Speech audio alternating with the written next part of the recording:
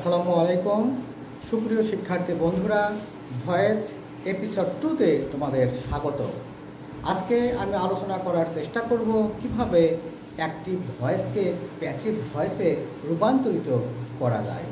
শিক্ষার্থী বন্ধুরা, বোর্ডে আমি ইতিমধ্যেই দুইটি সেন্টেন্স লিখে রেখেছি, যা প্রথমটি অ্যাক্টিভ ভয়েসের অন্তর্ভুক্ত এবং পরেরটি হচ্ছে প্যাসিভ ভয়েসের অন্তর্ভুক্ত। এইখানে যে প্রথম বাক্যটি দেখতে পাচ্ছ সেটি হচ্ছে আই ইট রাইস। এই সেন্টেন্সটি খুব ছোটোবেলা থেকে আমরা কম বেশি সবাই শুনে এসেছি। তো এখন এটাকে কীভাবে আমি প্যাসিভ ভয়েসে রূপান্তরিত করলাম সেটি সম্পর্কে একটু বলতে চাই। এই বাক্য দেখো, এই বাক্যটিকে একটু অ্যানালাইজ আমরা করে দেখবো। এর যে বিভিন্ন সেগমেন্ট, বিভিন্ন পার্টস বা অংশগুলো রয়েছে সেগুলো আসলে কে কিসের ভূমিকা পালন করলো সেগুলো একটু শনাক্ত করি। এখানে আই হচ্ছে সাবজেক্ট, ইট হচ্ছে মেইন ভার্ব, আর রাইস হচ্ছে অবজেক্ট। প্রসঙ্গক্রমে বলে রাখি, যে বাক্যের অবজেক্ট নেই তাকে কিন্তু ভয়েস করা ইহকালে সম্ভব না। আবারও বলি, বাক্যের অবজেক্ট না থাকলে সেটি ভয়েস হয় না। আচ্ছা, একটি বাক্যকে অ্যাক্টিভ থেকে প্যাসিভ মোডে রূপান্তরিত করতে গেলে প্রথমে আমাদেরকে যে বাক্যটি অ্যাক্টিভ থাকবে তার অবজেক্টকে সাবজেক্টের স্থলে বসাতে হবে। তারপরে টেন্স অনুযায়ী অক্সিলারি ভার্বস বসাতে হবে। তারপরে মেইন ভার্বের থার্ড ফর্ম বসাতে হবে এবং কিছু কিছু বাক্যের ক্ষেত্রে কিংবা অধিকাংশ ক্ষেত্রে আমাদের বাই ব্যবহৃত করতে হয়।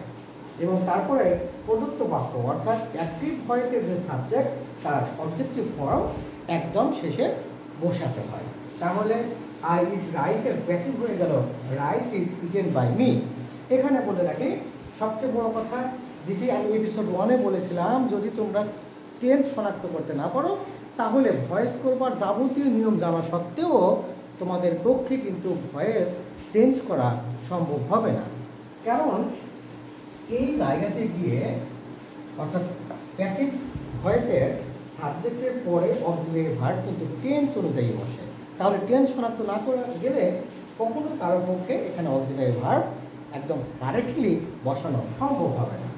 এই বাক্যটি ছিল প্রেজেন্ট সিম্পল টেন্স অর্থাৎ প্রেজেন্ট ইনডিফিনিট টেন্স, যার কারণে এখানে ইজ ব্যবহৃত হয়েছে। তোমরা জেনে থাকবে, আমি পরবর্তী এপিসোডে বলবো টেন্স অনুযায়ী কোন টেন্সে কোন অক্সিলারি ভার্ব ব্যবহৃত হয়। এটা প্রেজেন্ট ইনডিফিনিট টেন্স এবং রাইস সাবজেক্ট হিসেবে থার্ড পারসন সিঙ্গুলার নাম্বার, যার কারণে এখানে ইজ ব্যবহৃত হয়েছে। এই জন্য টেন্স জানাটা ভীষণ জরুরি। আমি আরেকটি বাক্য একেবারে প্রেজেন্ট কন্টিনিউয়াস টেন্স দ্বারা একটু বোঝানোর চেষ্টা করি। যদি আমি এরকম বলি যে I am eating an Apple, আমি একটি আপেল খাচ্ছি। এই যে অ্যান অ্যাপল, এটি হচ্ছে এই বাক্যের অবজেক্ট। তাহলে অবজেক্টকে সাবজেক্টের এইটা একদম জায়গায় বসিয়ে দিলাম, অ্যান অ্যাপল। এই যে থার্ড পারসন সিঙ্গুলার নাম্বার হয়তো ইজ হবে, কিন্তু প্রেজেন্ট কন্টিনিউয়াস টেন্স হবার কারণে অতিরিক্ত একটি বিং ব্যবহার করতে হবে। তারপরে যথারীতি ভার্বের থার্ড ফর্ম বসবে, ইট থেকে হয়ে যাবে ইটিং থেকে হয়ে যাবে ইটেন, অতিরিক্ত একটি বাই, আর এই প্রদত্ত বাক্যের সাবজেক্টের অবজেক্টিভ ফর্ম হচ্ছে মি। তাহলে বাক্যটি হয়ে যাচ্ছে an apple is being eaten by me. অর্থাৎ আবারও প্রমাণিত হলো যে টেন্স শনাক্ত করতে পারাটা খুব জরুরি ভয়েস পরিবর্তন করার ক্ষেত্রে। তো শিক্ষার্থী বন্ধুরা, এপিসোড 3 দেখবার আমন্ত্রণ জানিয়ে আজকে এখানে বিদায় দিচ্ছি এবং সবাই ভালো থাকবে সেই কামনা ব্যক্ত করছি। আসসালামু আলাইকুম।